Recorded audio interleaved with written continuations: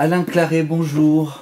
Bonjour. Un grand merci d'avoir accepté l'invitation de la Fringale culturelle. C'est un plaisir de vous rencontrer pour la première fois. Merci.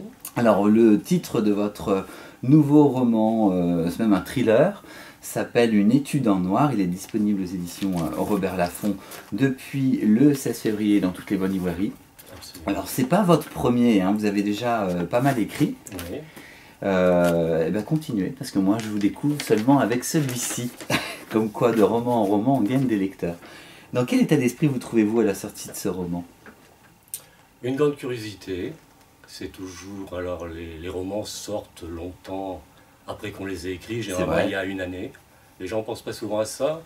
Et c'est vrai qu'ils s'épaissent. Souvent, on est sur un autre livre.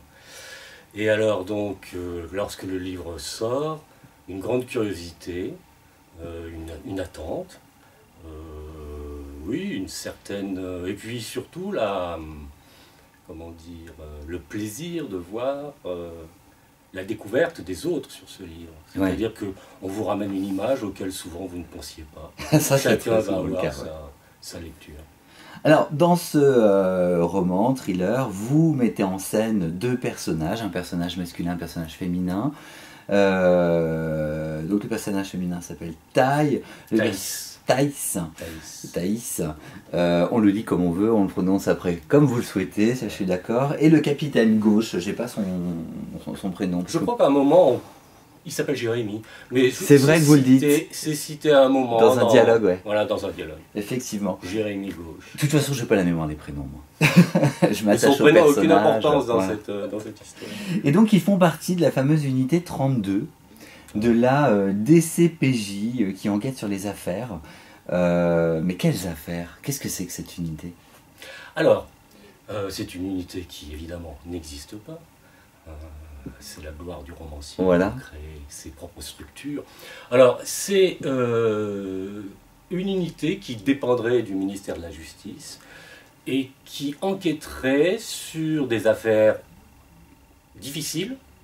Alors, c'est pas X-Files, hein, ce sont des affaires politiques, des faits de société, des faits divers. Mais comme le dit un des personnages ou la responsable de cette unité, elle n'est pas là pour chercher des coupables, elle est là pour enquêter sur la culpabilité. C'est-à-dire, ça serait une unité, c'est une unité qui fait remonter l'information au pouvoir. Alors pourquoi vous... c'est intéressant, pourquoi vous vous êtes permis... Déjà, je trouve que nos services de police, quand on est extérieur, peuvent nous paraître un peu compliqués, mais pourquoi Très pas, compliqué. ça se justifie aussi certainement. Pourquoi vous avez voulu, dans la fiction, rajouter une dimension? C'est quelque chose que vous trouvez en manque dans notre réalité? Non, absolument pas. Non, non. C'est simplement la liberté de l'écrivain. Ok. Un écrivain de roman noir, de polar, n'est pas un sociologue, n'est pas un historien. Alors il y a des auteurs qui cherchent très précisément le réalisme, la réalité, c'est pas mon cas. J'ai besoin, pour moi c'est plus intéressant d'inventer pour pouvoir après façonner, comment dire, cette unité telle que l'histoire la réclame, plutôt que de me couler dans un... Et c'est aussi pour faire avancer les choses. Pour faire avancer les choses dans le roman noir, dans le genre. Alors Alain, votre roman commence comme cela. Il y a un étrange suicide d'un officier et avec un message demandé au général de Bois-le-Dieu. Et en fin de compte, vos personnages vont... comment formuler ça, vont se rendre à la demeure pour faire pour le rencontrer, et là il va se passer plein de rebondissements, d'événements. Alors oui, ça commence, c'est-à-dire que ces deux officiers de police judiciaire sont envoyés à la suite du suicide d'un colonel d'état-major qui se serait suicidé après avoir abattu sa collaboratrice. C'est ça.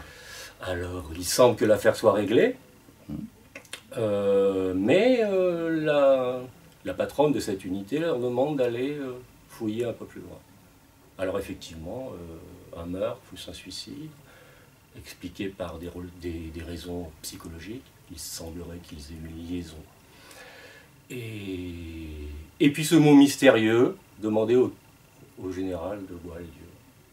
Alors, ces deux enquêtes se rendent chez le général de Boieldieu et tombe sur quelqu'un d'autre parce que le général est vieux, a eu un AVC, est incapable de répondre à leurs questions. Il tombe sur une jeune officier qui prend en charge le rendez-vous, l'enquête et qui essaie de les dissuader. Il n'y a rien à voir.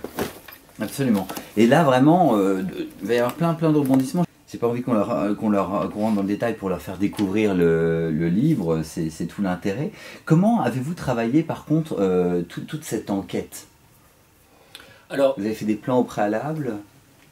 Non, je ne fais pas de plan. Comment dire? Généralement, pour moi, c'est comme la construction d'un mur. Si vous avez bien fait la base, vous allez pouvoir continuer. Si la base tient bien, vous allez continuer. Donc il faut une situation qui vous amène à d'autres situations. C'est un enchaînement. Il faut une certaine liberté. Il y a évidemment des auteurs qui travaillent avec des plans très précis. C'est pas mon cas. Je sais où je vais, mais je ne sais pas comment j'y vais.